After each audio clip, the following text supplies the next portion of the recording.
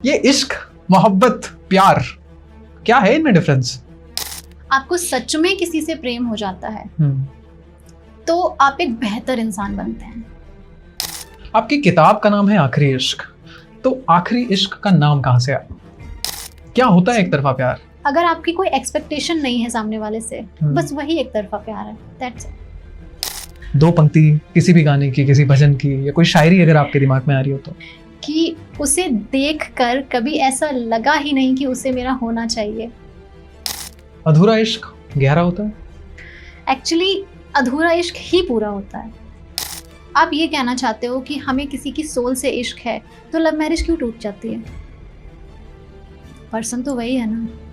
क्या मोहब्बत में नफरत होती है? होती है। मोहब्बत में टच जरूरी है या ट्रस्ट? ट्रस्ट ही मोहब्बत है।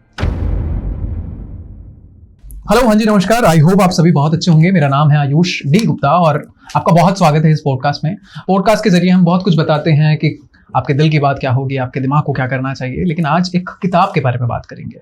किताब का नाम है आखिरी इश्क। जी हाँ, आखिरी इश्क किताब का नाम है और इस किताब की लेखिका हैं डॉक्टर स्वर्णिमा, जो हमारी गेस्ट हैं। और आई बिलीव ये किताब आपको इश्क के रिगार्डिंग भी दिखेगी, आपकी लाइफ के रिगार्डिंग भी दिखेगी और आपको एक mixture of combination of emotions आपको ये किताब देगी। किताब लॉन्च हो चुकी है, अमेजोन पर अभी अवेलेबल है। आप भी प्लीज ट्राई करें और प्लीज इसको पढ़ने की कोशिश करें। लेकिन आज इस सब के बारे में बताने, आखिरी इश्क के बारे में बताने के लिए स्वयं हमारे साथ लेखिका मौजूद हैं। I welcome you ma'am. Thank you so much for coming to the podcast. सबसे पहला सवाल, कैसे हैं आप? मैं बहुत बढ़िया हूँ, आप बताइए आप कैसे? जी, मैं बहुत अच्छा हूँ। एंड ऑडियंस के बहुत सारे सवाल हैं, मेरे बहुत सारे सवाल हैं, किताब को लेके बहुत सवाल हैं। इस आपकी मैसिव सक्सेस के बाद सब लोग इस किताब को पढ़ना चाह रहे हैं। कैसा लग रहा है? बहुत अच्छा लग रहा है ऑब्वियसली। ठीक है, और मैं अपनी ऑडियंस को बता दूं कि ये पॉडकास्ट प्लीज पूरा देखिए। थोड़ा सा कोशिश करेंगे आप कहानी के बारे में जानने के लिए, लेकिन वो सस्पेंस हम नहीं बताएंगे क्योंकि उस सस्पेंस को बता के मजा नहीं आएगा, है ना। तो पूरा प्लीज पॉडकास्ट देखिए और इस किताब को जरूर पढ़ना। किताब का नाम है आखिरी Ishq. Thank you doctor Swarnima Shrivastava. कैसे हैं आप? बहुत बढ़िया। सब सही चल रहा है? बिल्कुल, बहुत अच्छा। लखनऊ कैसा है? बहुत बढ़िया। लखनऊ हमेशा से ही बहुत बढ़िया लखनऊ हमेशा बहुत बढ़िया रहता है। अभी तो मतलब बहुत ज्यादा बढ़िया हो गया है। हमारी ऑडियंस को एक्साइट आप हमेशा से करती रहती है, लेकिन इस बार बहुत अलग तरीके से, बहुत मैसिवली तरीके से। बिल्कुल। आखिरी इश्क क्या लाई है किताब में? कुछ ऐसा जो एक्सपेक्टेड नहीं है। ओके। मतलब आप जज नहीं कर सकते कि बुक में क्या होने वाला है। ओके। बिल्कुल नहीं। एंड जिस टाइम आप बुक को पढ़ रहे होंगे जी, तब भी आप जज नहीं कर सकते। मतलब मैं शर्त लगा सकती हूँ, आप जज ही नहीं कर सकते कि नेक्स्ट क्या होने वाला है। वाओ, इतना सस्पेंस, इतना थ्रिलर। मतलब सारी चीजें बहुत स्मूथली हैं और बहुत रियलिस्टिक है। और स्पेशली अगर हम लव के बारे में बात करें, प्रेम के बारे में बात करें, तो बहुत एक एक्चुअल में हर व्यक्ति जिस प्रेम को चाहता है, जो मैंने नोटिस किया है, वो आपको यहाँ मिलेगा। आइडियल इश्क वाली बात कर रहे हैं? बिल्कुल। ठीक है स्वर्णिमा जी, मेरा एक सवाल है आपसे जी। ये इश्क, मोहब्बत, प्यार, क्या है इनमें डिफरेंस? बेसिकली देखा जाए तो डिफरेंस कुछ नहीं था, लेकिन हाँ अभी हो गया है। मुझे ऐसा लगता है कि प्रेम एक बहुत गहरा शब्द है जिसकी डेफिनेशन हम ना कर पाए, जो शब्दों में बयान ना हो सके। मुझे लगता है कि वो इश्क होता है। और बेसिकली प्यार तो हर किसी को हो रहा है जी। मोहब्बत वो है जो थोड़ा सीरियस हो जाता है, लाइक शादी वादी तक चला जाता है। बट मुझे ऐसा नहीं लगता कि प्यार की मंजिल शादी है। मैं ऐसा नहीं मानती हूँ। प्यार की मंजिल क्या है? प्यार की एक्चुअली कोई मंजिल ही नहीं होती है। प्यार सफर है। Oh my God, this is so चलता रहता है। मतलब कभी खत्म नहीं हो सकता। अगर आपको सच में प्रेम है तो मैं यही मानूंगी कि कभी खत्म हो ही नहीं सकता। अगर खत्म हो गया तो इश्क था ही नहीं। अगर खत्म हो गया तो इश्क था ही नहीं। Oh my God. किताब का नाम है आखिरी इश्क। क्या हम इसमें पहली मोहब्बत की बात करेंगे या आखिरी इश्क की बात करेंगे या मोहब्बत की बात ही नहीं करेंगे? एक्चुअली हम इसमें एक बहुत डीप प्रेम की बात कर रहे हैं। जितना मैंने ऑब्जर्व किया है, मैंने कहानी को लिखने में ज़्यादा समय नहीं दिया, लेकिन मैं कुछ काफ़ी छोटी थी, मुझे लग रहा है कि तब से मैं थोड़ा थोड़ा कुछ लिखती थी। अच्छा। एंड बहुत बार मैंने ट्राई किया कि मुझे नॉवल लिखना है, बट पॉसिबल नहीं हुआ। मतलब मुझे लग रहा है कि वही 6th 7th ऐसे कुछ रहा होगा मेरा। अभी शायद आप 12th में है, राइट?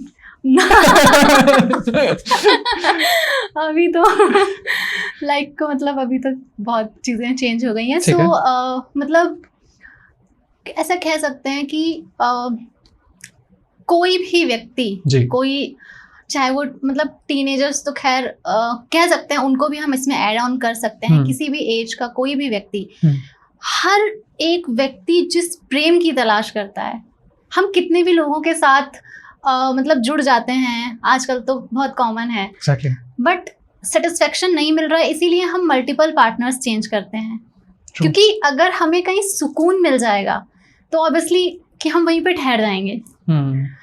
तो वो चीज़ जो मैंने नोटिस करी है कि मतलब मैंने सेलिब्रिटीज़ के इंटरव्यूज जैसे देखते हैं, हम सभी देखते हैं, बहुत बहुत सारे पॉडकास्ट इंटरव्यू टीनेजर्स को मैं देखती हूँ सोशल मीडिया पे, हर जगह पे, but end of the day हर किसी को चाहिए कुछ डीप, लाइक सुकून।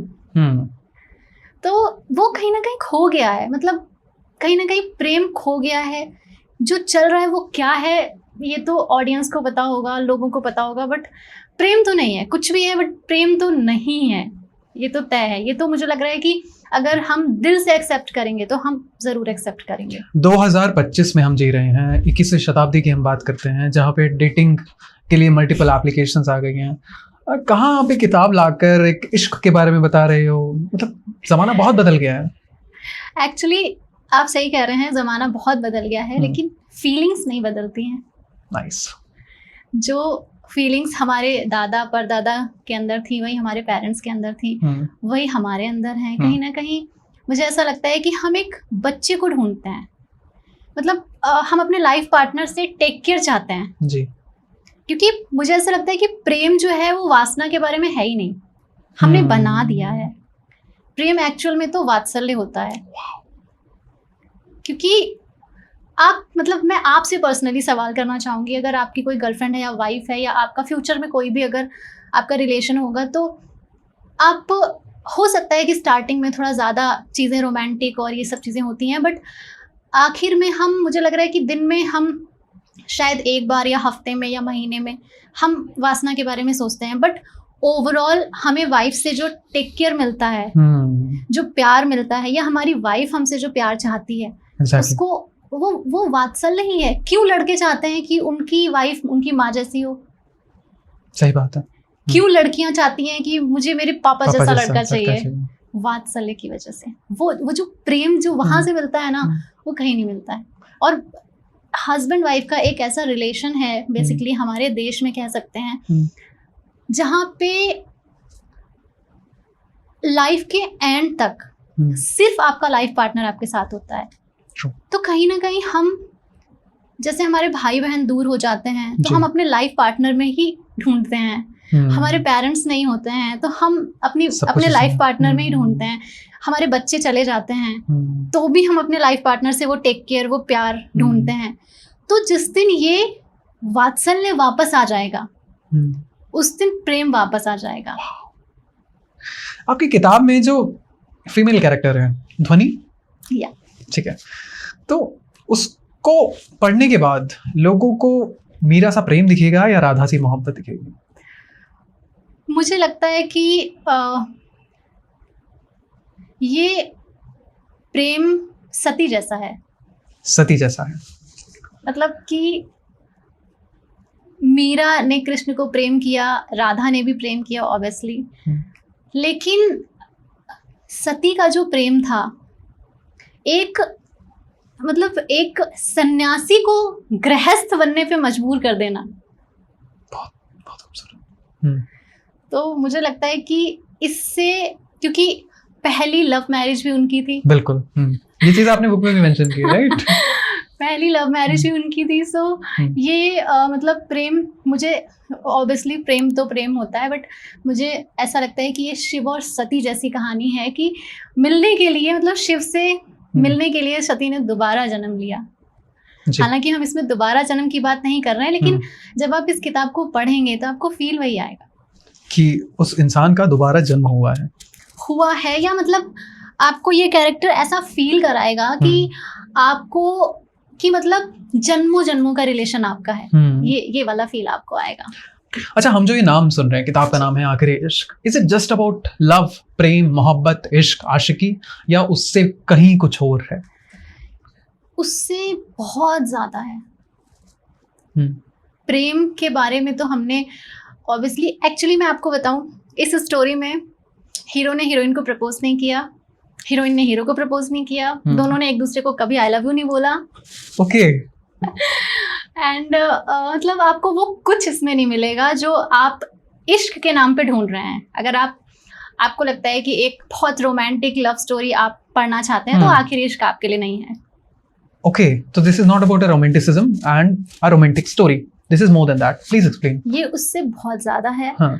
आपको यहाँ पे ये समझ आएगा कि लाइक अभी जैसे हमारा यूथ है, तो मतलब हालांकि मैं भी उसी में हूँ बिल्कुल, हम सभी उसी में हैं। थोड़ा सा कुछ मतलब एज से ज्यादा कभी कभी मैच्योरिटी हो जाती है, कभी कभी पॉडकास्ट में वो ज्यादा दिखती है, राइट? तो ऐसा है ना कि मतलब जो अभी का जो प्रेम है, जैसे कि मल्टीपल पार्टनर्स का एक है, लोग ठहर नहीं पा रहे हैं। और उसी में क्या हो रहा है कि लाइक कुछ लोग ऐसे हैं जो एक के बाद दूसरा रिलेशनशिप आराम से वो उसमें शिफ्ट हो जाते हैं, बट दो में कोई एक ऐसा होता है जो बहुत सीरियस होता है। ट्रू। सो आफ्टर दैट जब आपने मूव ऑन कर लिया तो आपने पीछे क्या छोड़ा, वो आपको यहाँ पे देखने को मिलेगा। कई बार इंसान पूरी लाइफ मतलब वो अपनी पूरी जिंदगी गुजार देता है, लेकिन वो उस ट्रॉमा से बाहर नहीं आ पाता। मतलब कि ऐसा, क्योंकि जब हम ट्रस्ट एक बहुत बड़ा शब्द है, मतलब प्रेम कहीं ना कहीं एक ट्रस्ट होता है, भरोसा होता है, और जब वो टूटता है तो कई बार पूरी लाइफ निकल जाती है, बट हम ट्रस्ट नहीं कर पाते, किसी भी पर्सन पे ट्रस्ट नहीं कर पाते, बिकॉज ऑफ कि वो एक इंसान हमारी पूरी दुनिया होता है। और जब वो एक इंसान हमें धोखा देता है ना, तो हमें ऐसा लगता है कि पूरी दुनिया धोखेबाज है।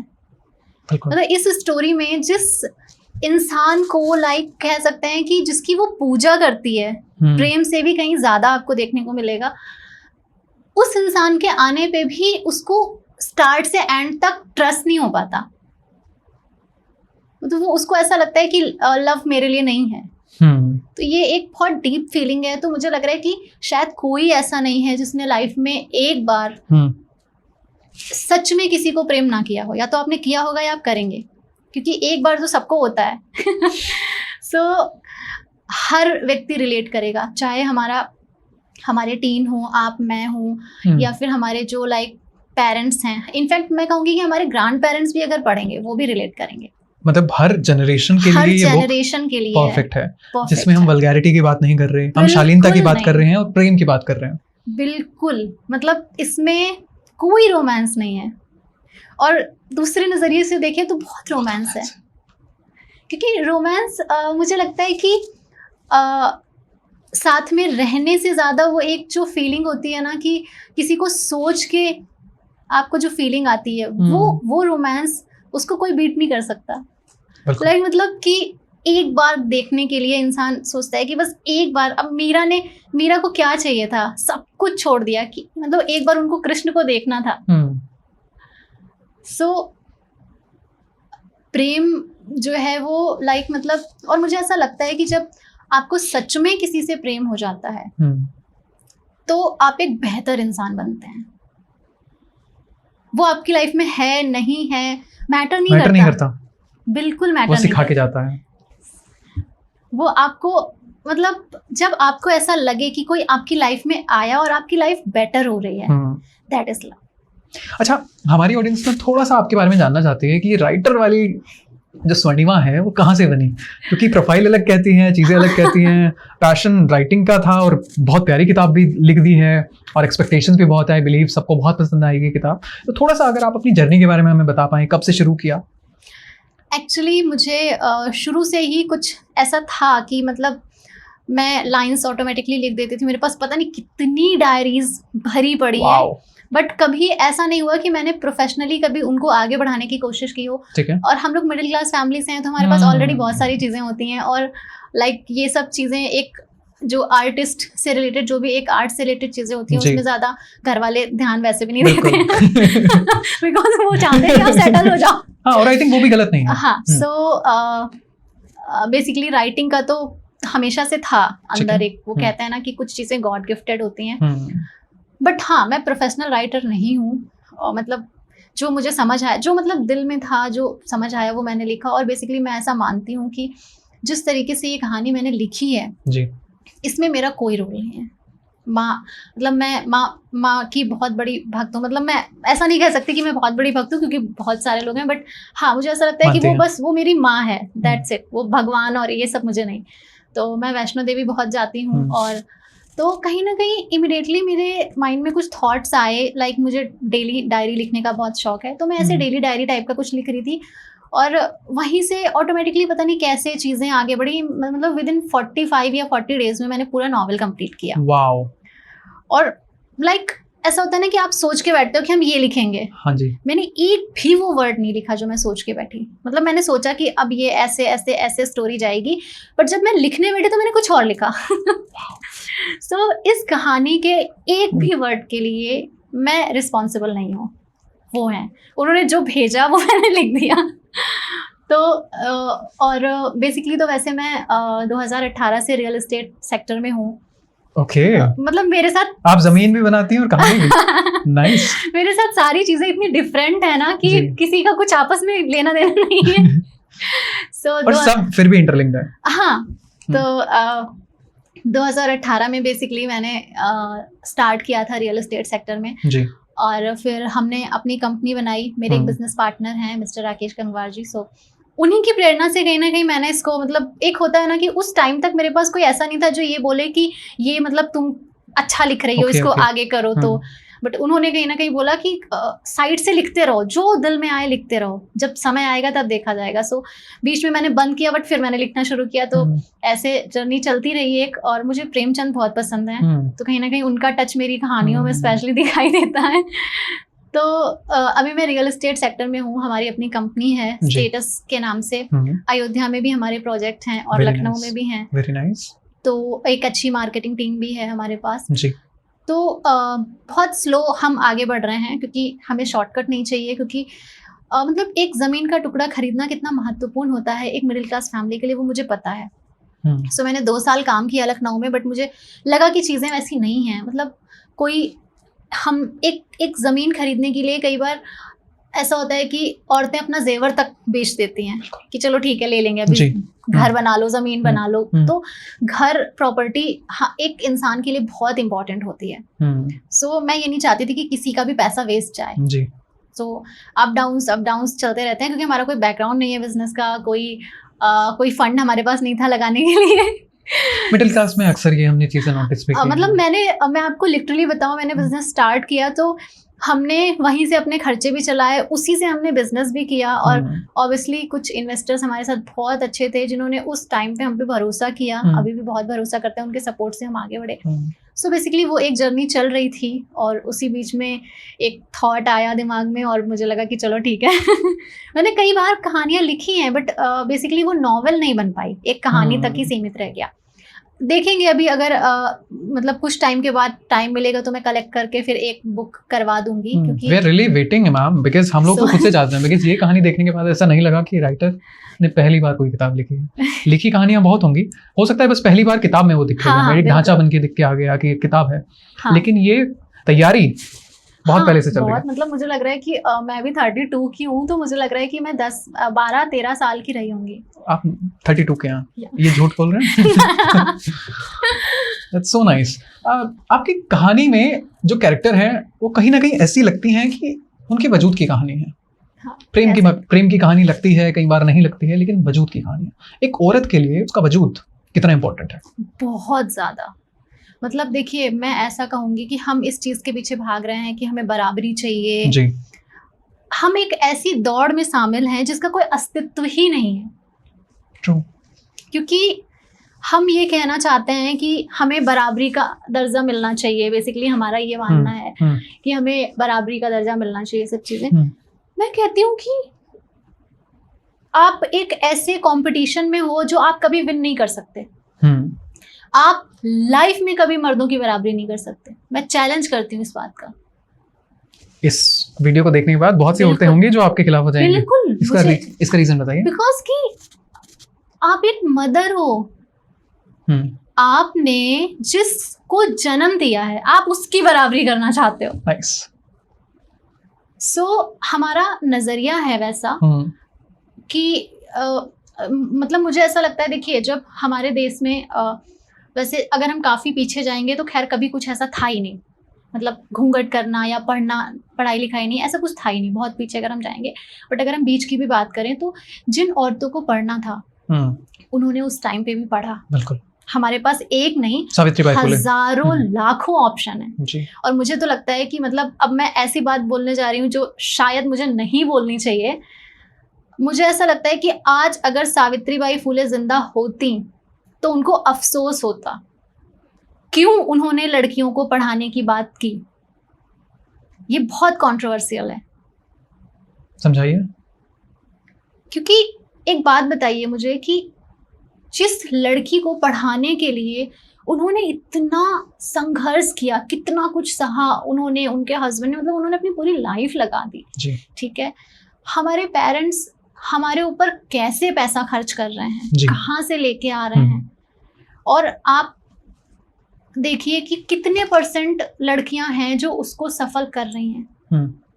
नहीं है, मतलब कि हम, मतलब मैं ऐसे समझाऊंगी कि मैं लड़कियों की बात छोड़ देती हूँ, हम लड़कियों को छोड़ देते हैं, हम सबकी बात करते हैं, हम एक सोल की बात करते हैं। ओके, हम एक सोल की बात करते हैं क्योंकि सोल का कोई जेंडर नहीं होता। Exactly, perfect. एक सोल की अगर बात करें, हमारे पेरेंट्स ने हमें जन्म दिया एज अ सोल, ठीक है। वो हमें पढ़ने लिखने के लिए कहाँ से पैसा लेके आ रहे हैं, हमारे पैदा होने से पहले से वो प्लानिंग करते हैं, राइट, बचत करते हैं, और उस पैसे को हम कहाँ लेके जा रहे हैं, प्यार मोहब्बत आशिकी, मतलब आपने ऐसा बना दिया है उसको कि 2 मैच्योर पर्सन बैठ के प्यार के बारे में बात ही नहीं कर सकते। ऐसा लगता है कि जैसे हम पता नहीं किस चीज के बारे में बात कर रहे हैं।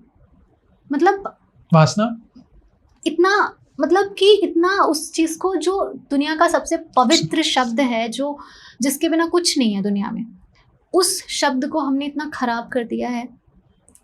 प्रेम जरूरी है, लेकिन मुझे ऐसा लगता है कि अगर आपके पास, अगर आपका कैरियर नहीं है, मेल फीमेल की बात मैं नहीं कर रही हूँ, अगर आपका कैरियर नहीं है तो आपके पास कुछ नहीं है एट दिस, अगर इस टाइम की हम बात करें तो। क्योंकि जितना फ्रीडम आपको, आप बहाने बना सकते हो, बहुत बनाते भी हैं आप, मतलब दोनों, मेल फीमेल दोनों की बात हो रही है। लड़के भी बहाने बनाते हैं, वो मेरी मम्मी ने मुझे मना करा बाहर जाने के लिए, वरना तो मैं प्राइम मिनिस्टर बन ही जाता। बिल्कुल। I hate this word literally.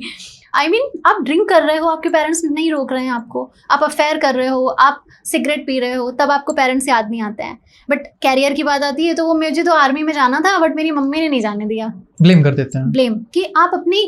तो मुझे ऐसा लगता है कि लाइफ में कुछ भी करने के लिए कोई भी इंसान जब किसी पॉइंट पर जाता है तो उसने बहुत संघर्ष किया होता है, चाहे उसको जितना, मैं कह रही हूँ कि किसी को कितना भी सपोर्ट मिले, बट फिर भी आपको संघर्ष करना पड़ता है।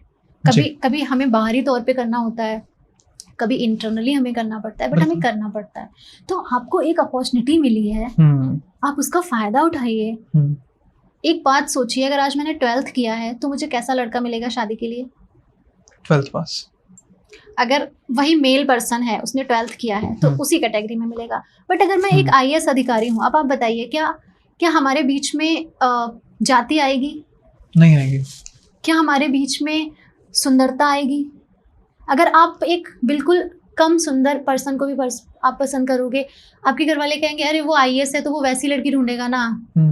तो मतलब प्रेम को अगर आप पाना चाहते हो तो आप उसके लिए संघर्ष करो, आप उस लायक बनो।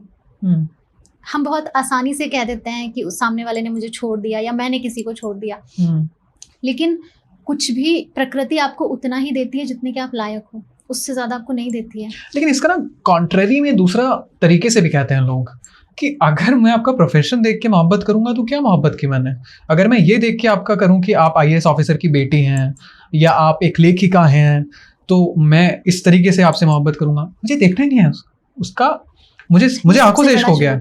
ये सबसे बड़ा झूठ है, ये सबसे बड़ा झूठ है, सबसे बड़ा झूठ। समझाइए।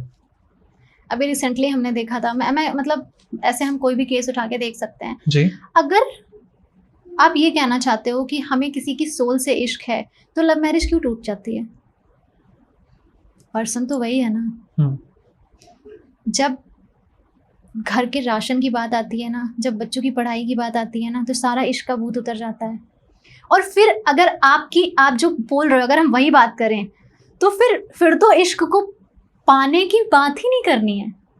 वो अगर उस लेवल का आपका प्रेम है, तो हासिल करने की तो बात ही खत्म हो गई। बिल्कुल, एक तरफा प्यार भी हो सकता है। एक तरफा क्या, मैं कहती हूँ कि मतलब प्रेम दो तरफा कभी होता ही नहीं है, प्रेम हमेशा एक तरफा ही होता है। अगर दो लोग हैं तो उसमें आप देखेंगे कि एक को हमेशा बहुत ज्यादा प्रेम होगा।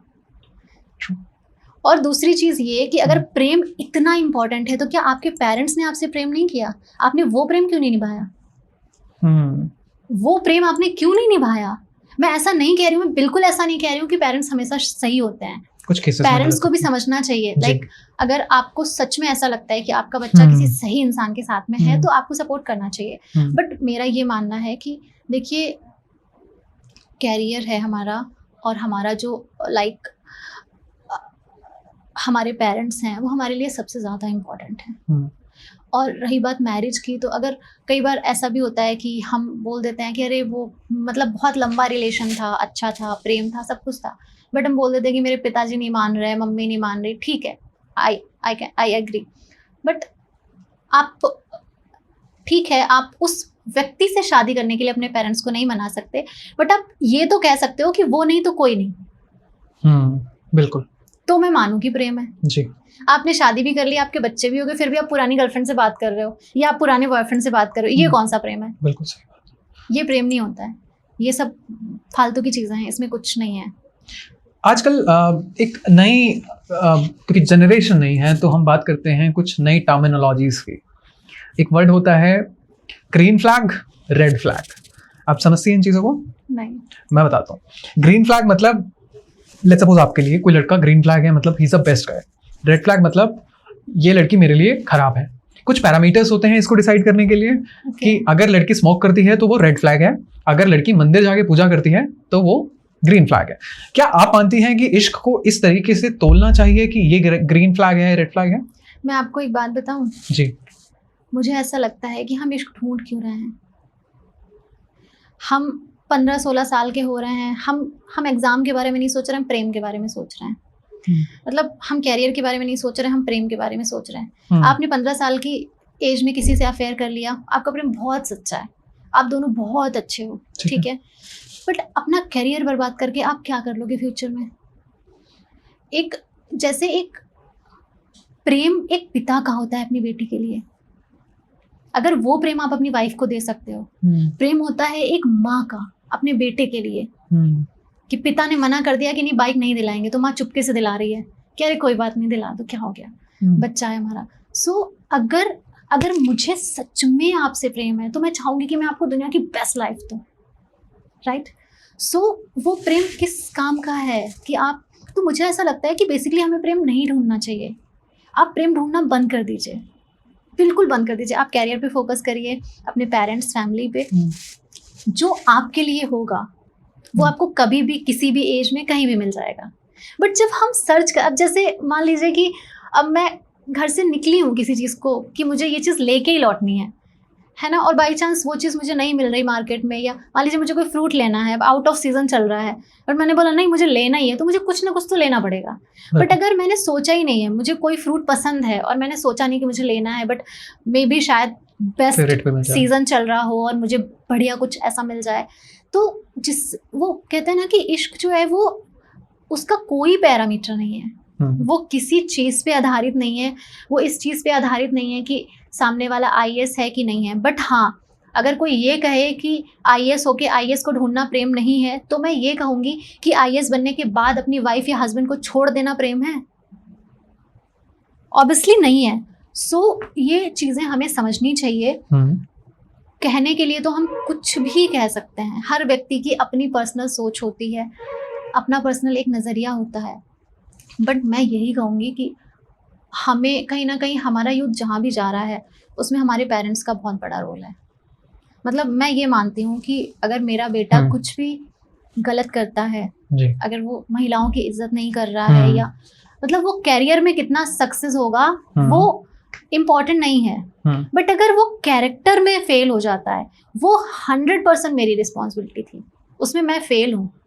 मेरा बच्चा किसी लड़की को जाके छेड़ रहा है ना, वो बाप की गलती नहीं है, वो मेरी गलती है। बिकॉज मैं खुद एक औरत हूँ और अगर मैंने अपने बेटे को औरत की इज्जत करना नहीं सिखा पाया तो ये मेरी गलती है। ये मैं सिर्फ अपने लिए कह रही हूँ, मैं किसी मदर को, मैं किसी को मतलब मैं कंप्लेन नहीं कर रही हूँ, बट हमें ये चीज, हम सबको ये चीज जिस दिन समझ आ गई, कोई पैरामीटर सेट नहीं होगा, कोई लड़का किसी के लिए कोई पैरामीटर सेट नहीं करेगा, कोई लड़की किसी के लिए कोई पैरामीटर सेट नहीं करेगी।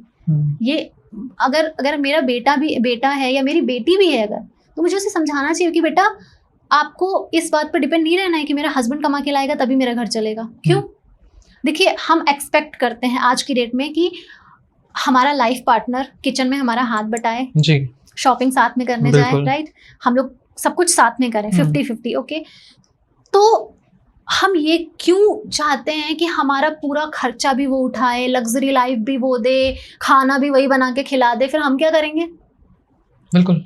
और मुझे ऐसा लगता है कि जैसे एक लड़के के लिए, एक मैन के लिए कमाना पहली प्रायोरिटी है, खाना बनाना हमें आ रहा है वो हमारे लिए प्लस पॉइंट है। जैसे कि हमें बहुत सारी चीज़ें आती हैं, हमें ड्राइंग आती है, हम गिटार लेके गाना भी गाते हैं, बहुत सारी चीज़ें होती हैं ऑब्वियसली। तो मुझे लग रहा है कि फर्स्ट प्रायोरिटी ये है मैन के लिए कि वो कमाए, राइट। अगर कोई लड़का काम नहीं कर रहा है तो क्या समाज उसकी रिस्पेक्ट करता है? नहीं करता। अगर मुझे खाना नहीं बनाना आता है तो मैं आपसे क्यों ऐसा एक्सपेक्ट कर रही हूँ कि आप मेरी रिस्पेक्ट करें? बिकॉज वो खाना मतलब वो फूड नहीं है, वो प्रेम है जो मैं अपनी फैमिली, मतलब हमारे इतने सेलिब्रिटीज हैं आप देखिए, वो भी बताते हैं कि जब हम फ्री होते हैं तो हम घर में साथ में मिलके खाना बनाते हैं। क्यों? उनके पास नौकरों की कमी है क्या? प्रेम है। क्योंकि वो खाना नहीं होता है, वो प्रेम होता है। सो मतलब जैसे हम बहुत सारी चीज़ें सीख रहे हैं, हम डांस सीख रहे हैं, सिंगिंग सीख रहे हैं, हम कैरियर में आगे जा रहे हैं, तो हमें परफेक्ट नहीं होना चाहिए, बट हाँ थोड़ा बहुत बेसिक आना चाहिए। आपकी किताब का नाम है आखिरी इश्क। कभी कभी किताब पढ़ते हुए लगता है ये पहला इश्क है, ये दूसरा इश्क है, ये इश्क है ही नहीं, तो आखिरी इश्क का नाम कहाँ से आया? आई डोंट नो, मतलब वहाँ ऐसे से हाँ मतलब ऐसे आ गया, मतलब जो नेम थे वो भी पता नहीं कैसे आ गए। और बेसिकली जतिन नेम मैं चेंज करना चाहती थी, बट फिर मैंने उसका मीन्स सर्च किया, तो शिव का एक नाम होता है जतिन, सो फिर मैंने चेंज नहीं किया क्योंकि मुझे थोड़ा सा लग रहा था कि मुझे चेंज करना चाहिए। बट फिर मैंने उसका, क्योंकि मैं थोड़ा ट्रस्ट करती हूँ कि उसका मतलब सर्च कर लेना चाहिए, तो मुझे लगा कि यार ये तो ऑटोमेटिकली परफेक्ट हो गया, तो मैं क्यों चेंज करूँ इसको। सो मतलब मुझे लग रहा है कि हमने टाइटल को लेके कोई ऐसा नहीं सोचा कि ये रख लें वो रख लें, ऑटोमेटिकली जो आ गया वो। और हर किसी ने बोला कि इससे बेस्ट कुछ नहीं है। हमारी पब्लिशिंग टीम ने बोला कि नहीं मैम बहुत अच्छा, इससे अच्छा कुछ नहीं है। तो बेसिकली पहला दूसरा आखिरी का मतलब यहाँ पे कुछ नहीं है। मुझे लगता है कि इश्क तो एक बार ही होता है। अच्छा, सो इश्क बार बार नहीं होता? नहीं होता। गाने आते हैं प्यार होता 100 बार है, कई बार है, नहीं होता, नहीं होता। बॉलीवुड की फिल्मों में जो मोहब्बत और इश्क दिखाया गया है और वहीं फेक है, सब झूठ है, सब झूठ है। किताबों की दुनियाओं में जो इश्क दिखाया गया है वो बेसिकली किताबों से ही मूवी बनती है, तो किताबों की कहानी झूठ है। हाँ ऑब्वियसली, देखिए कहानियां तो ज्यादातर, कहानी मीन्स कहानी, अगर वो रियलिटी होती तो बायोग्राफी होती किसी की, बट अगर वो कहानी है तो ऑब्वियसली वो कहानी है। बट कहानी के माध्यम से अगर हम समाज को सही दिशा दे रहे हैं, किताबों का क्या मतलब था? आखिर स्कूल में भी हम किताबें ही पढ़ते हैं ना, तो किताबों का मतलब है एक सही मार्गदर्शन देना समाज को। किताब से अगर हम मूवी बना रहे हैं, वेब सीरीज बना रहे हैं, उसका भी मतलब है कि हम समाज को एक सही दिशा दें। लेकिन जो समाज को गलत दिशा में लेके जाए वो सही कैसे हो सकता है? वो सही नहीं हो सकता। जैसे कि आपने बताया कि आप प्रेमचंद को बहुत पढ़ती रही हैं शुरुआत से, प्रेमचंद के अलावा भी बहुत सारे ऐसे राइटर्स होंगे जिनको आपने पढ़ा है, नाम लेना चाहेंगे? हाँ, मैंने ऑब्वियसली मतलब बहुत सारे राइटर्स को पढ़ा है। बेसिकली अभी तो मैं बिजनेस से रिलेटेड भी पढ़ती हूँ, चेतन भगत जी को भी पढ़ा है। पुराने तो मुझे लग रहा है मैंने बहुत सारे राइटर्स पढ़े हैं। प्रेमचंद की सबसे आपकी खूबसूरत किताब जो आपको पसंद आई है? प्रेमचंद का मुझे ऑब्वियसली बहुत फेमस है जो एक कफन है उनकी, एक शायद काकी करके उनकी एक स्टोरी है, मे बी शायद काकी नाम है टाइटल का, कुछ और है। वो बहुत प्यारी कहानी निर्मला है। पढ़ी है आपने? हाँ। निर्मला और ध्वनि, डिफरेंस क्या है? अब दोनों महिलाएं सेम जैसी कंडीशन में लग रही हैं, वहाँ पे भी वजूद का सवाल है, वहाँ पे भी वजूद का सवाल है। ऐसा कुछ लगा आपको रिलेट करके? क्योंकि जब मैंने किताब पढ़ी तो मुझे ऐसा लगा कि थोड़ी सी निर्मला है इसमें। एक्चुअली निर्मला मैंने शायद कॉलेज टाइम पे पढ़ा होगा, 10-12 साल पहले। बट हाँ, मतलब एक कह सकते हैं कि हर किसी का अपना एक कैरेक्टर होता है, इसका भी अपना एक कैरेक्टर है जी। बट डिफरेंस की अगर बात करें तो ऐसा तो मतलब एक जो प्रेम होता है उसमें खैर कोई डिफरेंस होता ही नहीं है। बट हाँ, ये है कि एक्सपेक्टेशन नहीं है इस कहानी में। एक अंदरूनी लड़ाई की भी बात होती है इस कहानी में। वही जो मैंने बोला था ना आपसे कि जब आप किसी को छोड़ के चले जाते हो या आप किसी को हर्ट करते हो तो आपने पीछे क्या छोड़ा आपको नहीं पता।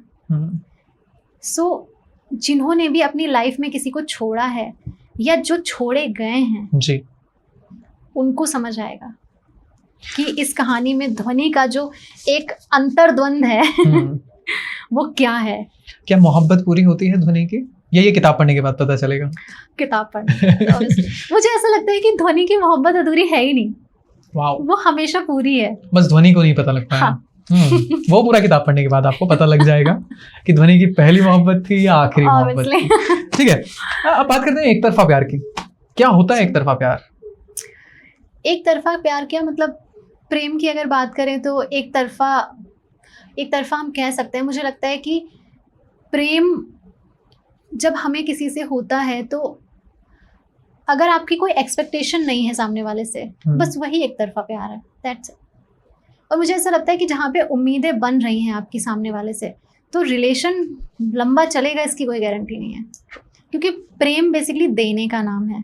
मतलब जैसे कि मैं अगर प्रेमानंद जी की बात करें, मुझे वो बहुत पसंद है। आज तक उनकी कोई ऐसी बात नहीं है जो मुझे अच्छी ना लगी हो। प्रेमानंद जी महाराज की सारी वीडियो देखती हैं आप? तो प्रेमानंद महाराज जी ने एक वीडियो में ऐसा कुछ शायद बोला था, मुझे एग्जैक्ट कुछ याद नहीं रहता। जी बताइए। सो उन्होंने ऐसा कुछ बोला था कि जो मुझे मेरे लिए प्रेम करे, अपने लिए नहीं, वो प्रेम है। और हर एक रिश्ते में एक्सपेक्टेशन तो होती ही है। कोई ऐसा रिश्ता नहीं है जो विदाउट एक्सपेक्टेशन हो। कोई रिश्ता है ही नहीं। अगर आप थोड़ा सा डीप जाएंगे तो कोई रिश्ता नहीं है। बट हाँ, मुझे ऐसा लगता है कि किसी को मतलब बस हमें बस वो पसंद है क्यों कुछ नहीं पता क्यों पसंद है। किसी को आप देख रहे हो और आपके चेहरे पे स्माइल आ रही है, या किसी को सोच के मतलब आंखें नम हो जाती हैं, बिना मिले ऐसा लग रहा है जैसे वो आपके साथ हमेशा है। वो एक तरफा मोहब्बत है, वो एक तरफा प्यार की ताकत है। बिल्कुल। ठीक है, आजकल की जनरेशन एक वर्ड बहुत यूज करती है, टॉक्सिक। मेरा बॉयफ्रेंड टॉक्सिक है, मेरी गर्लफ्रेंड टॉक्सिक है। समझ सकती हैं क्या मतलब कहना क्या चाहते हैं लोग? I don't know। एक्चुअली सच में मुझे नहीं पता कि क्या कहना चाहते हैं, क्या कहना क्या चाहते हो भाई? That's true। एक्चुअली मतलब लिटरली मुझे नहीं समझ में आता है कि ये मतलब, देखिए मैं आपको एक सिंपल सी चीज बताती हूँ जी। अगर आप रिलेशनशिप में आ रहे हो, ठीक है, अगर आप दो तरफा प्यार चाहते हो तो मतलब मैं इस चीज को सपोर्ट नहीं कर रही हूँ, लेकिन हाँ फिर भी आपके जीवन में कुछ बंधन आएंगे। क्योंकि सामने वाला आपसे प्रेम करता है। तो कई बार उसमें ऐसा भी होता है कि हम कुछ ऐसी चीजें भी कर देते हैं जिनकी जरूरत नहीं होती है ना। तो उसी को हम लोग टॉक्सिक और ये सब। बट हम जब अभी तो लोग पेरेंट्स की नहीं सुनते, तो बॉयफ्रेंड गर्लफ्रेंड की कौन सुनेगा। बट मुझे ऐसा लगता है कि देखिए, एक सामंजस्य बिठाने का प्रयास हमें करना चाहिए। हर जगह पे हम सही नहीं है, हर जगह पे हमारे पेरेंट्स या हमारे जो पार्टनर है वो सही नहीं है। सो अगर हम समय के साथ खुद को नहीं बदलेंगे तो भी रिलेशन नहीं चलेगा। बट बहुत सारी चीज़ें ऐसी हैं जिन्हें हमें एक्सेप्ट करना चाहिए। अगर मैं किसी से प्रेम करती हूँ, ठीक है, तो उसका अधिकार है मुझसे फ़ोन करके पूछना कि तुम कहाँ हो, क्या कर रही हो, राइट, बिकॉज कि उसको मेरी फिक्र है। और मैं भी ऑब्वियसली मैं भी पूछूंगी। और अगर आप सवालों के जवाब नहीं दे सकते तो आपको प्रेम करना ही नहीं चाहिए। बिल्कुल भाई, हमारे पेरेंट्स हमारी चिंता करते हैं, पूछते हैं कहाँ हो, क्या कर रहे हो, कब आओगे घर, क्योंकि प्रेम करते हैं। उनको हम टॉक्सिक नहीं बोल सकते। बट हाँ, ये भी ध्यान रखना चाहिए क्योंकि टाइम चेंज हो गया है, तो बहुत ओवर ना हो कोई चीज़। सो क्योंकि हम सब कुछ चाहते हैं, सब कुछ नहीं मिलता है। सब कुछ नहीं मिलता जिंदगी में। बिल्कुल। अधूरे इश्क की बात करते हैं। अधूरा इश्क गहरा होता है? एक्चुअली अधूरा इश्क ही पूरा होता है। ओके, एक्सप्लेन करें प्लीज, मेरे कुछ नहीं समझ आया। अधूरा इश्क इसलिए पूरा होता है क्योंकि जिनका इश्क अधूरा है उनको दोबारा इश्क हुआ ही नहीं।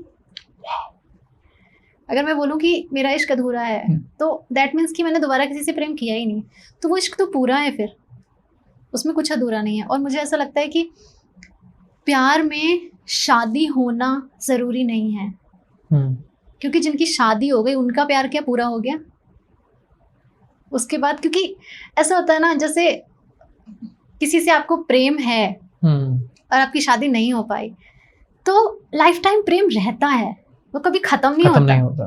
मतलब वो दिल के किसी कोने में हमेशा रहता है, भले वो बताया नहीं जाता। हाँ, बताया नहीं जाएगा, जताया नहीं जाएगा, बट रहेगा। लेकिन मुझे सबसे ज़्यादा तकलीफ तब होती है जब आपको किसी से प्रेम है, आपने शादी कर ली, फिर आप लोग लड़ रहे हो, झगड़ रहे हो और एक टाइम पे आके वो प्रेम नफरत में चेंज हो गया। वो सिचुएशन सबसे ख़राब होती है। क्या मोहब्बत में नफरत होती है? होती है, ऐसा कह सकते हैं, क्योंकि होती है, ऑब्वियसली होती है। बिकॉज अब अगर आप किसी को हर्ट करोगे तो एक टाइम के बाद ज़रूर नफरत होगी। वो बात अलग है कि अब जैसे हम एक तरफा प्रेम की बात कर रहे हैं तो हम किसी से मिले ही नहीं, हमारा कुछ लेना, मैंने क्या बोला कि उम्मीदें होंगी तो इश्क पूरा ना होने की पूरी संभावना है। ठीक है। अब मोहब्बत में आजकल की जनरेशन के सवाल हैं स्पेसिफिकली कि मोहब्बत में त्याग और जुनून, इन दोनों को कैसे बैलेंस किया जाए? कैसे हम लोग बैलेंस कर सकते हैं कि हमें मोहब्बत भी करनी है और अपनी प्रायोरिटीज़ पे भी ध्यान देना है? तो वही मैंने जैसा कि बोला था कि आप मोहब्बत के पीछे भागिए मत, आप ढूंढिए मत मोहब्बत। क्योंकि ऐसा है ना कि आज के पेरेंट्स भी ऐसे नहीं हैं कि वो बिल्कुल आपको नहीं समझ रहे हैं। बिकॉज अभी अगर देखा जाए तो काफ़ी चेंजेस आए हैं। अगर आप एक सही इंसान को चुनेंगे तो मुझे नहीं लगता कि पेरेंट्स आपके मना करेंगे, चाहे वो मेल फीमेल कोई भी हो। बट हमारी चॉइस कहीं ना कहीं ऐसी होती है कि मैक्सिमम टाइम हमारे पेरेंट्स मना कर देते हैं, हालांकि हमेशा ऐसा नहीं होता है। लेकिन अगर हम, वही चीज़ है ना कि मुझे ऐसा लगता है कि अगर कोई भी लड़का या लड़की, अगर हम ये सोच रहे हैं कि कोई ऐसा लड़का जो अपनी माँ को प्रायोरिटी ना दे के मुझे प्रायोरिटी दे, आजकल ये चल रहा है, राइट? तो आप मुझे बताइए, जो अपनी माँ को प्रायोरिटी नहीं दे रहा वो मुझे कब तक प्रायोरिटी दे सकता है? या कोई लड़की अगर अपनी फैमिली को प्रायोरिटी नहीं दे रही है तो वो आपको कब तक प्रायोरिटी दे सकती है? फिर वो प्रायोरिटीज चेंज हो जाती हैं। हमें हमेशा ये ध्यान रखना चाहिए। सो मुझे ऐसा लगता है कि ये मेरी पर्सनल है कि अगर किसी भी लड़के के लिए मैं उसकी फैमिली से ज़्यादा इम्पोर्टेंट हूँ तो वो लड़का मेरे लिए सही नहीं है। That's it. ओके। ध्वनि को, इस कैरेक्टर की बात करें, अगर हम ध्वनि की बात करें या बाकी बहुत सारे कैरेक्टर रहे हैं, क्या कोई भी ऐसा कैरेक्टर रहा है जो आपकी पर्सनल लाइफ से रिलेटेबल है? ये क्वेश्चन स्पेसिफिकली ऑडियंस ने पूछा है, मेरा इससे कोई लेना देना नहीं है। नहीं, एक्चुअली देखिए, जितने भी कैरेक्टर हैं वो कहीं ना कहीं लाइफ में किसी ना किसी मोड़ पे ऑब्वियसली टकराए हैं। तो मतलब ये मेरी कहानी या ये आपकी कहानी नहीं है, ये हम सब की कहानी है। मैंने कहा ना कि हर कोई किसी ना किसी पॉइंट पे रिलेट करेगा, और मैं तो कह रही हूँ कि आप बहुत सारे पॉइंट पे रिलेट करेंगे। एक ही जगह पे नहीं, आप बहुत सारे पॉइंट्स पे रिलेट करेंगे, क्योंकि ये एक ऐसी कहानी है ना जो दूसरों के, बहुत सारे लोगों के कैरेक्टर्स को मिक्सअप करके रियलिटी के बेसिस पे लिखी गई है। इसमें बेमतलब का रोमांस नहीं है, जो आपने स्पेसिफिकली बार-बार मेंशन भी किया। इसमें बेमतलब का डेटिंग और ये सब दुनिया भर का तामझाम नहीं है, इसमें रियलिटी है। और वही है प्रेम, वही प्रेम है। सो मतलब, क्योंकि देखिए, अगर मुझे ऐसा लग रहा है कि कोई लड़का मेरी लाइफ में आएगा और वो मुझे अपनी फैमिली से ज़्यादा प्रायोरिटी देगा, ठीक है, तो कल को मैं भी उसकी फैमिली हूँ, राइट? तो अगर आज उसकी फैमिली उसके लिए प्रायोरिटी पे नहीं है तो फिर मैं कैसे हो सकती हूँ, या कोई लड़का कैसे हो सकता है? आपकी किताब के जो मोस्टली कैरेक्टर्स हैं, वो सब लोगों को पढ़कर ऐसा लगता है कि वो यहाँ से कुछ और कहना चाह रहे हैं, लिखा कुछ और जा रहा है। हाँ। ऐसा कुछ है कि वो पास्ट लाइफ से भी डर रहे हैं, उस सोच में परेशान हैं, कभी कभी वो सामने होकर भी सामने नहीं है, ऐसा कुछ लगा आपको? कभी कभी आपको ऐसा मतलब प्रेम ऐसा होता है ना कि कभी संतुष्टि नहीं होती है। एग्जैक्टली। मतलब अगर वो सामने नहीं है तो भी कभी कभी ऐसा लगता है कि मेरे पास सब कुछ है, और कभी कभी ऐसा होता है कि वो हमारे सामने है फिर भी ऐसा लगता है कि कहीं दूर ना चला जाए। तो इस कहानी में जो उसका एक पास्ट लाइफ जो रहता है ना, जिसकी मैंने बात की कि आप किसी को छोड़ देते हो, या एक टॉक्सिक रिलेशनशिप जैसा कि आप बात कर रहे थे। बेसिकली टॉक्सिक क्या होता है मैं आपको बताती हूँ। टॉक्सिक होता है एक घर के अंदर जब एक लेडी के ऊपर बहुत सारा मारपीट लड़ाई झगड़ा किया जाता है, वो होता है टॉक्सिक। कॉल करके ये पूछना है कि कहाँ हो, कैसे हो, ये टॉक्सिक नहीं होता है। exactly. आपने देखा ही नहीं है कि टॉक्सिक क्या है। या कोई औरत जब भी मतलब का अपने पति पे शक कर रही है, मतलब बंदा काम पे है और वो उसको फोन कर कहाँ हो, क्या कर रहे हो, किसके साथ में हो, फोटो भेजो, लोकेशन भेजो, ये करो वो करो, ये होता है टॉक्सिक। सो अगर आप केयर में और टॉक्सिक होने में फर्क होता है। exactly. और इस कहानी में बेसिकली आप अगर देखेंगे तो वो जो पास्ट लाइफ ट्रॉमा है ना, वो ट्रिगर करता है। वही असमंजस में है कहीं ना कहीं। तो उसको ऐसा बार बार लगता है कि पता नहीं, मतलब कहीं ऐसा ना हो कि फिर से सेम चीजें हो, मेरे साथ ये बंदा आए फिर ये बदल जाएगा तो मैं क्या करूंगी। मतलब एक बहुत सॉफ्ट हार्टेड कोई व्यक्ति जब होता है तो ऑब्वियसली जिनका हार्ट बहुत ज़्यादा सॉफ्ट होता है, जो बहुत लॉयल होते हैं, बहुत मतलब बहुत मासूम टाइप के लोग होते हैं, तो बेसिकली उनके साथ अगर एक बार धोखा हो जाता है ना, तो मुझे नहीं लगता कि लाइफ टाइम वो उस ट्रॉमा से बाहर आते भी हैं। सो इस कहानी में उसका जिक्र किया गया है और ये रियलिटी है। हमें पढ़ने पे ऐसा लग सकता है कि क्या बार बार सेम चीज़ आ रही है, बट ये रियलिटी है। और जिन लोगों के साथ हुआ है मैं उनसे बोलूँगी, मैं उनसे मतलब पर्सनली रिक्वेस्ट करना चाहती हूँ कि अगर आप ऐसी सिचुएशन से गुजर रहे हैं या गुजरे हैं तो किताब पढ़ें। तो आप मुझे मतलब आप एक वीडियो बनाइए कि हाँ मेरे साथ ये चीज़ होती है, और मैं स्पेशली कहना चाहूँगी कि आप मुझे लेटर लिखिए। ओह माय गॉड, आप 90s के ज़माने में कहीं ना कहीं रिलेट कर पाते हैं आप। बिकॉज कि देखिए वो मेरे पास हमेशा रहेगा ऑब्वियसली, और मतलब उसमें जो एक भाव होता है वो टेक्स्ट में नहीं होता, कहीं नहीं होता है। सो मैं तो यही कहना चाहूँगी कि बेसिकली आप जो भी मतलब चीज़ें हैं, हमें चीज़ों को बहुत सीरियस लेना चाहिए, क्योंकि मतलब लाइफ जो है ना वो बहुत गलत ट्रैक पे जा रही है लोगों की। और हमारा यूथ आप मतलब हम एक तरफ से हम ऐसा कह सकते हैं कि यूथ बहुत बिगड़ रहा है। मैं कहूँगी कि हमारा यूथ बहुत बड़े ट्रॉमा में जा रहा है। बिकॉज किसी ना किसी से आप 10 रिलेशनशिप बनाओगे, उसमें से कोई एक तो आपके लिए सीरियस होगा। बिल्कुल। आप किसी एक के लिए सीरियस हो, आप पीछे किसी एक को छोड़ के आए हो, वो ट्रॉमा में है। सो ओवरऑल जो मैं समझ पा रही हूँ, हमारा यूथ एक बहुत बड़े ट्रॉमा में है, ये रियलिटी है। और सिर्फ इस दौड़ में जो हम भाग रहे हैं ना, बहुत सारे रिलेशनशिप्स की दौड़ में, उसकी वजह से है। एंड आई थिंक इसका कभी कभी इतना गंदा इम्पैक्ट आता है कि लोग सुसाइड करने पे मजबूर हो जाते हैं। हाल ही में आपने केसेस देखे होंगे। सो हम किसी के साथ, मैं तो ये कहना चाहती हूँ कि अगर आप मल्टीपल रिलेशन में हो तो आप सामने वाले को बोलो, क्योंकि आजकल ऐसा चल रहा है कि लड़कियां भी बहुत सारे रिलेशन में हैं, लड़के भी हैं। हम और आप साथ में बात कर रहे हैं तो बेसिकली हमने एक दूसरे को काफ़ी समझा होगा। बिल्कुल। जब हम किसी से 2-4 दिन हफ्ते बात करते हैं तो हम समझते हैं सामने वाले को। बिल्कुल। सो अगर हमें ऐसा लगता है कि वो पर्सन हमारे हिसाब से नहीं है तो उस मोमेंट पे ही ड्रॉप आउट कर देना चाहिए। बिकॉज आप किसी की लाइफ स्पॉइल मत करिए, क्योंकि ये एक ऐसी चीज़ है जब आप पे कोई 100% ट्रस्ट करता है और फिर जब वो टूटता है, उस व्यक्ति की लाइफ ख़त्म हो जाती है। कभी वो उस चीज़ से बाहर आ ही नहीं सकता कभी। तो ये बहुत मतलब इसलिए मैं कहना चाहूँगी कि आप मतलब मैं हर किसी से यही कहना चाहूँगी कि बेशक आप रिलेशनशिप बनाइए, लेकिन आप इस चीज़ का ध्यान रखिए कि जिस बंदे के साथ आप हो, जिस लड़की के साथ आप हो, उसकी लाइफ ख़राब नहीं होनी चाहिए आपकी वजह से। क्योंकि मार्केट में मतलब इतना सारा चल रहा है डेटिंग और दुनिया भर का सब, तो आपको बहुत टफ नहीं है। आप डेट आराम से कर सकते हैं। Yes yes yes.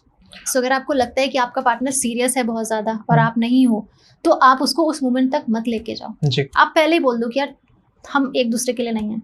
आजकल एक नया कॉन्सेप्ट चला है, इसका नाम है ग्रे डाइवोर्स। ग्रे डाइवोर्स के अकॉर्डिंगली ये है कि 40-50 की उम्र में जो लोग आ गए हैं, उन्हें लगा कि हमारी शादी गलती से हो गई थी, हमारे बच्चे आज सेटल हो गए हैं, आज हमको अलग हो जाना चाहिए। क्या लग रहा है, मतलब समाज जा किस तरफ रहा है? अब मैं ये तो नहीं कह सकती कि वो सही है गलत है, बट हाँ मैं यही कहना चाहूँगी कि कभी भी अगर दोनों को लग रहा है ऐसा तो ठीक है, बट अगर उसमें से एक सोचिए उसने 30-40 साल 50 साल आपको दिए हैं, फिर वही बात कि वो किस ट्रॉमा में जाएगा। सो रिलेशंस को तोड़ना, अगर आपको लगता है कि वो रिलेशन गलत है तो ऑब्वियसली उसमें नहीं रहना चाहिए, मैं सपोर्ट नहीं करूँगी। लेकिन हाँ, अगर हम किसी की भावनाओं के साथ नहीं खेलना चाहिए। सो इस मोमेंट पे आके अगर आपको लग रहा है कि हमारी लाइफ चल रही है तो चला लीजिए। आप तो हम, और मैं आपको सच बताऊं, हमें ऐसा लगता है कि क्योंकि हमारे पास बहुत सारे आज की डेट में बहुत सारे हमारे पास ऑप्शंस हैं, तो हमें ऐसा लगता है कि यहाँ से जाएंगे तो वो ज़्यादा अच्छा होगा, बट रियलिटी नहीं होती ऐसे। क्योंकि प्यार रोमांस नहीं है, प्यार रिस्पॉन्सिबिलिटी है। जो आपको मूवीज़ में गानों में दिखाया जाता है ना, बहुत रोमांस और ये सब, कुछ नहीं होता है। वो कुछ घंटे का हो सकता है, ऑब्वियसली कुछ घंटे का हो सकता है, कुछ दिन का हो सकता है, बट ओवरऑल प्रेम एक बहुत बड़ी रिस्पॉन्सिबिलिटी है। आपको एक इंसान की टेक केयर करनी होती है, एक चाइल्ड के जैसे। अगर आप उसके लिए रेडी हो तो आप रिलेशनशिप में आओ। आजकल एक कॉन्सेप्ट बहुत चलने लगा है कि हमें बहुत मैसिव शादी करनी है, ऐसी हल्दी होगी, ऐसे मेहंदी होगी, ऐसे संगीत होगा, और सब कुछ अच्छे तरीके से होने के बाद 4 दिन बाद लोगों को लगता है कि हमें साथ नहीं रहना चाहिए। अभी हाल फिलहाल की घटना है कि शादी हुई 4 दिन बाद डाइवोर्स। कहाँ जा रहा है समाज? मुझे तो लगता है एक्साइटमेंट वो उसका था ना कि मतलब जो फंक्शन होता है ना, हाँ, उसकी एक्साइटमेंट मुझे दूल्हा बन के देखना है, मुझे दुल्हन बन के देखना है, लेकिन मुझे रिश्ते निभाने हैं, इस पे डाउट। यही तो मैं बोल रही हूँ कि प्यार, शादी रिस्पॉन्सिबिलिटी है, रोमांस नहीं है। आप बॉलीवुड सॉन्ग, बॉलीवुड मूवीज से बाहर निकलिए। आफ्टर मैरिज कोई मूवी बनाए, एक्चुअल जो प्रेम होता है ना उसका कभी दी एंड नहीं होता, कभी नहीं होता, वो हमेशा चलता रहता है। आप मर जाओगे फिर भी वो चलेगा। सॉरी, मैं बात को आपको काट रहा था। बहुत सारी किताबों में हमने ऐसे देखा है कि बहुत सैड एंडिंग होती है, मूवीज में भी हम देखते हैं कि हैप्पी एंडिंग नहीं होती। आखिर इश्क पढ़ने के बाद हमें क्या यही लगेगा, या बताना नहीं चाहती? मतलब बेसिकली यहाँ पे ऐसा कुछ लोगों के लिए सैड हो सकता है, कुछ लोगों के लिए एक फॉरएवर जर्नी है। मेरे हिसाब से आखिर इश्क ही नहीं, इश्क एक फॉरएवर जर्नी है जो कभी खत्म नहीं होती है। मतलब मैं ऐसे इश्क में बिलीव करती हूँ जो मुझे मिले ना मिले कोई मतलब नहीं है। I mean, मतलब कि मुझे ऐसा लगता है कि वो जो नहीं कहते हैं कि मेरे मरने के बाद भी मेरे साथ रहना चाहिए। मैं उस प्रेम में बिलीव करती हूँ। मैं इस इश्क में बिलीव नहीं करती 4 दिन का कुछ नहीं। मैं चाहती हूँ कि सामने वाला मुझे कभी ना मिले, अगर उसको मेरे से दूर जाना है ना तो मुझे मिले ही ना। ठीक है, मुझे ऐसे 5 कारण बताएं कि मैं आपकी किताब को पढूं, आपकी किताब को जानूं, आपकी किताब को समझूं और आपने जो लिखा है बिल्कुल वही फील करूं। देखिए, पहला तो मैं यही कहूँगी कि पढ़ने का कोई कारण नहीं होता है, बट हाँ मैं ये कहना चाहूँगी कि अगर आपने कभी कोई किताब नहीं पढ़ी है, आपको पढ़ने में कोई इंटरेस्ट नहीं है, तो आपको आखिरी इश्क से शुरू करना चाहिए। वाओ। क्योंकि ये कहानी, मतलब ये ऐसी कहानी है ना जो आपको शायद रीडर बना दे। एंड इस कहानी को आपको इसलिए भी पढ़ना चाहिए क्योंकि आपको प्रेम का एक्चुअल रूप जो हम भूल चुके हैं वो आपको देखने को मिलेगा। अगर आपने कभी किसी से सच में प्रेम किया है लाइफ में तो आपको इसे ज़रूर पढ़ना चाहिए। और अगर आप ये जानना चाहते हैं कि हमने किसी को छोड़ा या किसी ने मुझे छोड़ दिया तो वो जो फीलिंग थी वो क्या थी, अगर आप उससे रिलेट करना चाहते हैं तो आपको इसे पढ़ना चाहिए। और बिना वासना के भी प्रेम हो सकता है, ये समझना है तो आपको ज़रूर पढ़ना चाहिए। आई थिंक आपने इतने कारण बता दिए हैं कि अब सबको आई थिंक एक बार तो ये किताब पढ़नी जरूरी होगी। कई लोग ऐसे हैं कि 2 बार भी पढ़ सकते हैं, 4 बार भी पढ़ सकते हैं। इनफैक्ट देखिए, मैं एक चीज़ कहूँगी सबसे पहले कि ओवरऑल 470 अप्रॉक्स कुछ आया है। एक्चुअली पेजेस थोड़े ज़्यादा हैं तो हमारे लिए इसकी कॉस्ट डिसाइड करना बहुत मुश्किल हो रहा था क्योंकि प्रिंटिंग कॉस्ट बहुत ज़्यादा जा रही है। सो फिर भी हमने ट्राई किया है कि मिनिमम कर सकें। ओके। सो हमने मिनिमम पे ही रखा है, no profit no loss types. क्योंकि मैं चाहती हूँ कि ये कहानी लोगों तक पहुँचे। सबसे इम्पोर्टेंट ये है, कहानी चलेगी, आपको पसंद आएगी नहीं आएगी वो कुछ मैटर नहीं करता। मैं चाहती हूँ बस आप पढ़ो। आपको भले ही पसंद ना आए, बट आप पढ़ो, एक बार पढ़ो। अगर किसी ने एक बार पढ़ी तो वो दोबारा जरूर जिस तरीके से, जिस खूबसूरती से आपने इंटरव्यू दिया है और जिस तरीके से आपने आखिरी इश्क के बारे में बताया है, आई डू नॉट बिलीव कि ऐसा कोई होगा जिसे कहानी ना समझ आए, कहानी एब्सर्ड लगे, खराब लगे। जितना बात करने से, क्योंकि मैंने किताब पढ़ी है तो आई कैन इमेजिन कि मेरे लिए वो दुनिया बन गई है किताब, है ना। तो जितना मुझे लगता है कि ऐसा तो कोई नहीं होगा, लेकिन यस देयर आर पीपल जिनके डिफरेंट ओपिनियन हो सकते हैं। मेरे को किताब अलग लगी, मेरे लिए उसमें मोहब्बत नहीं थी, मेरे लिए कुछ और था जो मैं सिर्फ यहाँ से रिलेट कर पाया। प्रिंटिंग की बात करें, अगर हम पब्लिकेशंस की बात करें, बहुत सारी, क्योंकि इस पूरी उथल फुथल में बहुत सारी चीज़ें रही होंगी, कोई ऐसा एक्सपीरियंस किताब को पब्लिशिंग तक, पूरे मोड़ तक आने में आपको जो याद रह गया, जो हमेशा याद रहेगा? एक्चुअली ना जाने क्यों मुझे ऐसा लग रहा था कि मुझे बुक को पब्लिश कराना चाहिए, जबकि मेरे साथ में जो भी लोग थे वो, उनका ये कहना था कि तुम्हारी कहानी बहुत अच्छी है, आप मतलब जिन्होंने पढ़ा था जो, तो आप जल्दबाजी मत करो। बट ना जाने क्यों एक फीलिंग आ रही थी कि यही सही टाइम है।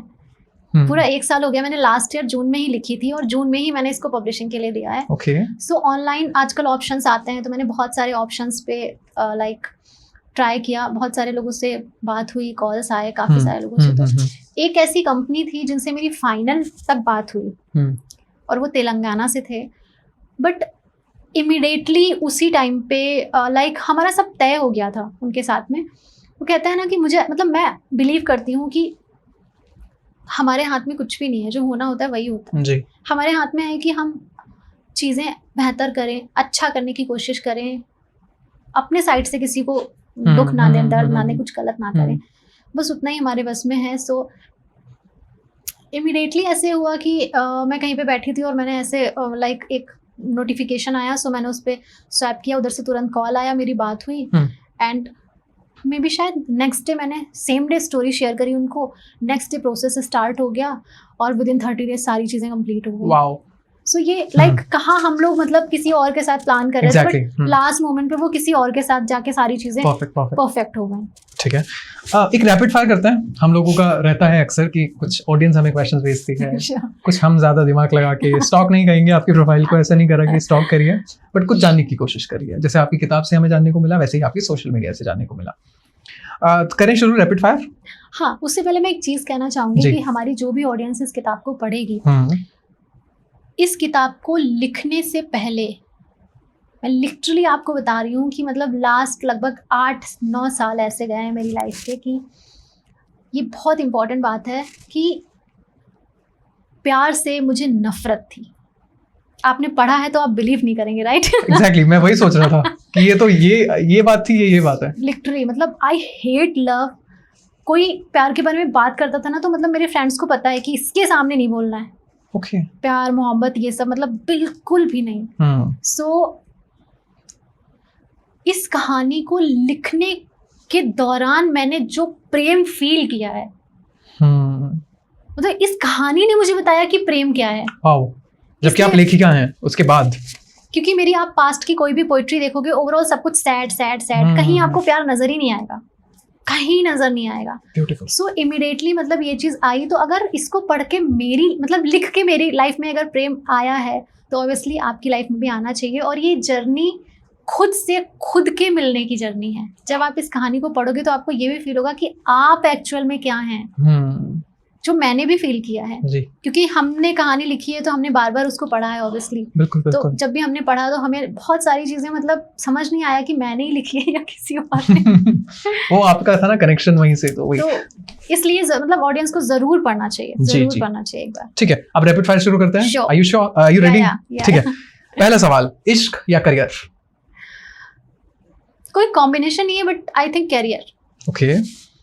मोहब्बत में टच हमने सुना है, ये वो वाला टच भी हो सकता है, ये वो वाला टच भी हो सकता है। मोहब्बत में टच जरूरी है या ट्रस्ट? ट्रस्ट ही मोहब्बत है। ट्रस्ट ही मोहब्बत है। Very nice. सबसे दर्दनाक इमोशन आपकी किताब में कोई देखने को मिला जब टूट गया है कैरेक्टर? आई थिंक पूरी कहानी में जो कश्मकश है, ध्वनि की जो कश्मकश है, उससे दर्दनाक कुछ नहीं है। ओके। अगर ध्वनि की लाइफ बताने के लिए कोई गाना होता तो कौन सा गाना होता? ज्यादा सुनती नहीं हूँ गाने। नहीं प्लीज, कोई तो गाना होगा। अभी एक कुछ गाना आया है, जुबिन नौटियाल का एक गाना आया है, कुछ बर्बाद करके कुछ है उसका। Okay, I am not sure, मैं भी गाने नहीं सुनता ज्यादा। हाँ कुछ है, मतलब ठीक कुछ है। बर्बाद करके है। तो वो कैरेक्टर उससे रिजेंबल कर सकता है थोड़ा सा। हाँ मतलब उसका जो मीन्स जा रहा है वो कुछ ऐसा जा रहा है कि मतलब मैं तुमसे मिल सकता हूँ, लेकिन तुमसे मिल के कुछ ऐसा है कि मुझे तो जो मतलब जो इसमें कश्मीर है ना, जो डर है ना, कुछ वैसा है वो। ठीक है। वन साइडेड लव, ये ब्लेसिंग है या श्राप है? आई थिंक ब्लेसिंग है। वन साइडेड लव होना बहुत बड़ी बात है, बहुत बड़ी बात है। मतलब आजकल बेमतलब में कोई कुछ नहीं करता, किसी को चाहना बहुत बड़ी बात है। सो ब्लेसिंग है ऑब्वियसली। आखिरी बार डॉक्टर स्वर्णिमा श्रीवास्तव कब रोई थी? रोना तो कॉमन होता है। ऐसे याद नहीं है मुझे। ओके, आप हंसने पे ध्यान देती हैं, खुश रहने पे ध्यान देती हैं, दैट्स वेरी गुड। अधूरी मोहब्बत क्या सिखाती है? मेरे हिसाब से तो मोहब्बत है तो अधूरी नहीं है, बट हाँ अगर सच्ची मोहब्बत है तो वो यही सिखाती है कि दोबारा नहीं करनी है। जी। प्यार में लॉजिक होता है? नहीं होता, बिल्कुल नहीं होता। अगर लॉजिक देख के मोहब्बत की तो क्या मोहब्बत की। ठीक है, सबसे बड़ी कुर्बानी जो इश्क में लोग करते हैं? इश्क मुझे लगता है कि बिना किसी स्वार्थ के किसी को चाहना, उसके प्रति लॉयल रहना आज के जमाने में, ये अपने आप में बहुत बड़ी कुर्बानी है। एक वर्ड है, मैं तुमसे मोहब्बत करते हूँ, कोई इंग्लिश आई लव यू, ये जुमला है? बकवास है, एग्जिस्ट नहीं करता। ठीक है। जिंदगी में इश्क एक ही बार होता है? या मेरे लिए तो एक ही बार है। ठीक है। लव को ना कन्फेस करने में लोग टाइम लगाते हैं, या कई बार कन्फेस नहीं कर पाते, क्या सही है, बता देना या शांत रहना? ये तो खुद पे डिपेंड करता है मुझे लगता है, क्योंकि मुझे मतलब मेरा पर्सनल व्यू ये है कि ऑब्वियसली अगर उम्मीदें हैं तो इश्क का टूटने के चांसेस ज़्यादा हैं। So depends on situation. पहली मोहब्बत, दूसरी मोहब्बत और आखिरी मोहब्बत और आखिरी इश्क, क्या डिफरेंस है इनमें? सब सेम है? नहीं, अलग अलग है। पहला दूसरा तीसरा हुआ तो मोहब्बत ही नहीं है। ओके। और आखिरी? एक्चुअली लाइफ टाइम में जो एक बार होता है वही इश्क होता है। बाकी जहाँ पे पहला दूसरा तीसरा आया, तो जैसे कि कुछ लोग बोलते हैं ना कि पहला इश्क अगर दोबारा मोहब्बत हुई तो दैट मीन्स कि वो ट्रू है और पहले वाला नहीं है, और तीसरी बार हो गई तो बिल्कुल। सो अगर प्रेम है तो एक ही बार होगा, ऑब्वियसली एक ही बार होगा। हमारी जो कुछ ऑडियंस है जिन्होंने आपकी किताब पढ़ ली है, उनका एक सवाल है कि आपकी दूसरी किताब कब आएगी? ये तो हमारी ऑडियंस पे डिपेंड करता है। जितनी ज्यादा किताब जाएगी उस हिसाब से आप किताब के बारे में करेंगे। हमारी ऑडियंस पे डिपेंड करता है। मैं चाहती हूँ, मैं देखिए किताब कितना बिकेगी नहीं बिकेगी, या लोग समझ पाएंगे नहीं समझ पाएंगे, वो सब मुझे नहीं पता, बट मैं बस इतना चाहती हूँ कि ज़्यादा से ज़्यादा लोग इसे पढ़ें। जी। अगर किसी को अगर किसी को लगता है कि उनके पास मतलब वो अफोर्ड नहीं कर सकते, लाइक स्टूडेंट्स, ठीक है, सो वो मुझे मेरे इंस्टा पे वो मुझे मैसेज करें या कमेंट करें, क्योंकि मैसेजेस नहीं देखती हूँ मैं, तो कमेंट करें, मैं उनको पीडीएफ शेयर कर दूंगी। ओके। बट मैं चाहती हूँ कि वो पढ़ें।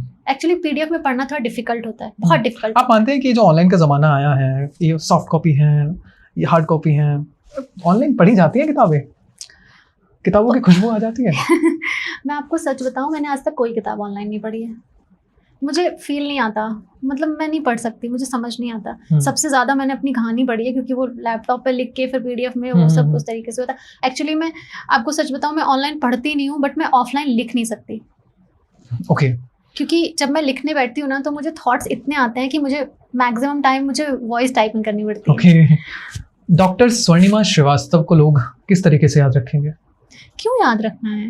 मैं नहीं चाहती कि कोई मुझे याद रखे। क्यों याद रखना है? मतलब मेरा ये मानना है कि मैं आपको सच बताऊं तो थोड़ा सा चीज़ें मेरे लिए बहुत अलग हैं। मैं नहीं चाहती हूँ कि कोई मुझे याद रखे, मैं नहीं चाहती हूँ कि मतलब लाइफ के कुछ एम्स हैं, मैं उनको ऑब्वियसली मैं चाहती हूँ कि मैं उनको फुलफिल करूँ, बट अगर मुझे आज पता चले कि मैं आज मरने वाली हूँ तो मुझे कोई फ़र्क नहीं पड़ेगा। ये बहुत बड़ी बात है, बट पता नहीं कहाँ से आया, कैसे आया, बट कुछ टाइम पहले तक ऐसा था कि मुझे भी लगता था कि मतलब ठीक है, कुछ रिस्पॉन्सिबिलिटी ऐसी होती हैं जो मरने से किसी को डर नहीं लगता, बट हमारे जो इमोशंस होते हैं हमारी फैमिली के लिए, हमारे अपनों के लिए, उनकी वजह से हमें डर लगता है कि हमारे बाद इनका क्या होगा। बट पता नहीं कहाँ से एक थॉट आया, इस कहानी को लिखते लिखते ही शायद ये मेरे अंदर आया होगा, क्योंकि 1 साल हो गया है।